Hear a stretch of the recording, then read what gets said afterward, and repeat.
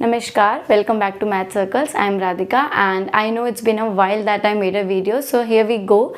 So we are going to continue our topic sequence. So we'll start with the next theorem related to the sequence. I hope आप सबको पुराना वाला सब कुछ अच्छे से याद होगा. So let's continue the topic and let's see the theorem that we are going to discuss today. So the statement of the theorem is that let a real sequence xn be convergent, then the real sequence of mod of xn is also convergent with limit n tends to infinity, mod of xn is equal to this.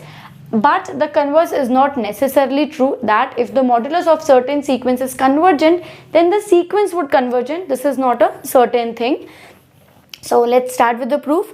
First we'll see what is given to you. So we know what is given to you is that xn is your convergent sequence, and we know that if xn is convergent, then it will tend to, and limit n tends to infinity, xn will tend to some finite value. So let that the finite value is L. Now what we need to show is, we need to show that this is also convergent with limit n tends to infinity, mod of xn is equal to mod of L. Okay, now we know that limit n tends to infinity, xn is equal to L. We have already considered that. That means for every epsilon greater than 0, there exists cap n naught, that is belongs to capital N naught, such that mod of xn minus L is less than epsilon for all n is greater than n naught.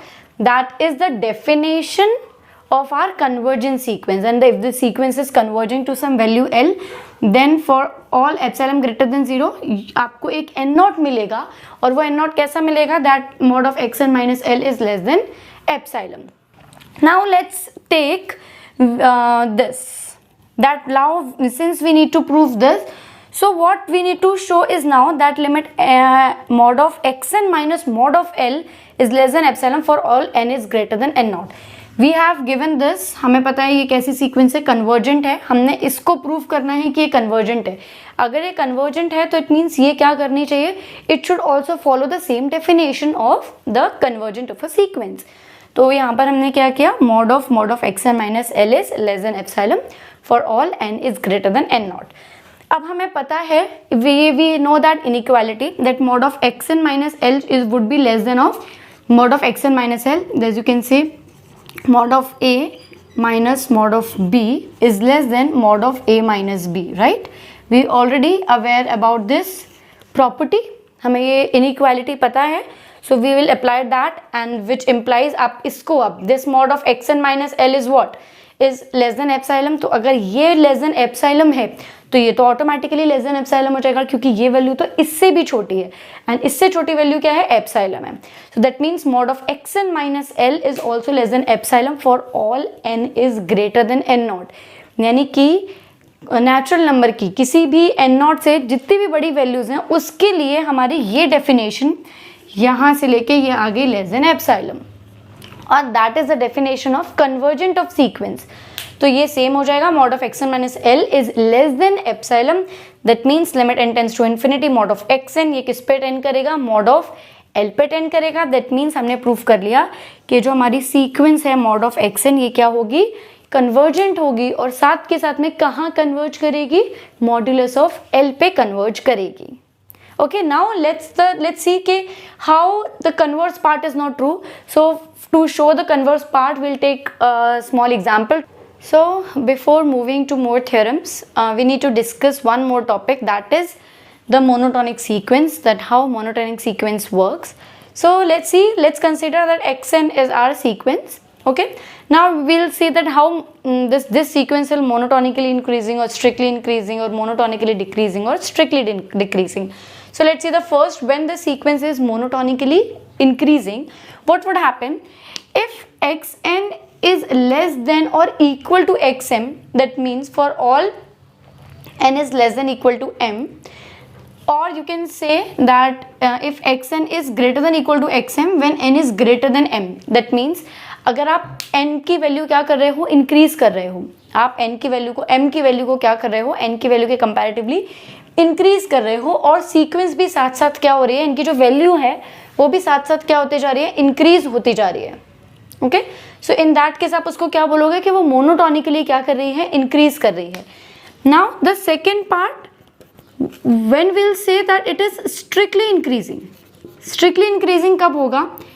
If xn is less than xm for all n is less than m, or you can say when xn is greater than xm for all n is greater than m. यानी कि m की value increase होने के साथ साथ function की value भी increase हो रही है, लेकिन वो कभी भी इक्वल नहीं होगी एक दूसरे के. यहाँ पर आपके पास क्या है कि वो दोनों वैल्यू इक्वेट भी कर सकते हैं, लेकिन यहाँ पर ये वैल्यू इक्वेट नहीं करेगी. एंड सिमिलरली अगर m की वैल्यू क्या हो रही है, इंक्रीज हो रही है, एक्स एन की वैल्यू अगर आप इंक्रीज कर रहे हो m से, तो साथ में फंक्शन की वैल्यू भी इंक्रीज होगी, बट वही सेम क्या नहीं होगी, इक्वल नहीं होगी. सो अगर वैल्यूज हमारे पास इक्वल आने की पॉसिबिलिटी है कि हाँ अगर हम वैल्यू इंक्रीज कर रहे हैं तो फंक्शन की वैल्यू भी मतलब ग्रेटर तो जाएगी, मतलब हायर तो जाएगी, लेकिन साथ में इक्वल भी आ सकती है. So in that case will say it is monotonically increasing, otherwise it is a strictly increasing. Now the third, that is monotonically decreasing. So it will behave opposite, यानी कि जो एक्स एन की value है अगर वो decrease, यानी कि function की वैल्यू जो है वो डिक्रीज हो रही है, so for all N is greater than M, यानी कि आप जैसे जैसे एन को बढ़ाते जा रहे हो और फंक्शन की वैल्यू कम होती जा रही है, सो इन दैट केस आपका क्या बन जाएगा, वो मोनोटोनिकली डिक्रीजिंग होता जाएगा. और यू कैन से कि अगर हमारा एक्स एन की वैल्यू जो है वो क्या हो रही है, बड़ी होती जा रही है, लेकिन जैसे जैसे आप n को क्या कर रहे हो, डिक्रीज कर रहे हो, यानी कि n को डिक्रीज कर रहे हो तो वैल्यू बढ़ रही है, और n को आप बढ़ा रहे हो तो फंक्शन की वैल्यू डिक्रीज हो रही है. तो होगा monotonically. Why it is monotonic? Because value equal भी आ सकती है. Similarly we will follow the same with strictly decreasing. Strictly decreasing में क्या हो जाएगा कि जो xn है वो क्या होगा, डिक्रीज करेगा, केवल इक्वल नहीं आएगा. इनकी जो xn की वैल्यू है वो डिक्रीज करेगी जैसे जैसे आप n की वैल्यू को बढ़ाते जाओगे. या फिर आप इसके ऑपोजिट भी बोल सकते हो कि जो xm है वो क्या करेगा, वो डिक्रीज करेगा. xm क्या करेगा, डिक्रीज करेगा. आप जैसे जैसे किसकी वैल्यू को बढ़ाते जाओगे, m की वैल्यू को बढ़ाते जाओगे. ओके तो बस यहाँ पर हमें ये ध्यान रखना है कि जब भी हम स्ट्रिक्टली इंक्रीजिंग या स्ट्रिक्टली डिक्रीजिंग की बात करेंगे तो हमारे पास वैल्यू फंक्शन की जो है वो इक्वल नहीं आ सकती हैं, जबकि मोनोटोनिक सीक्वेंस में वैल्यूज इक्वल आ सकती हैं.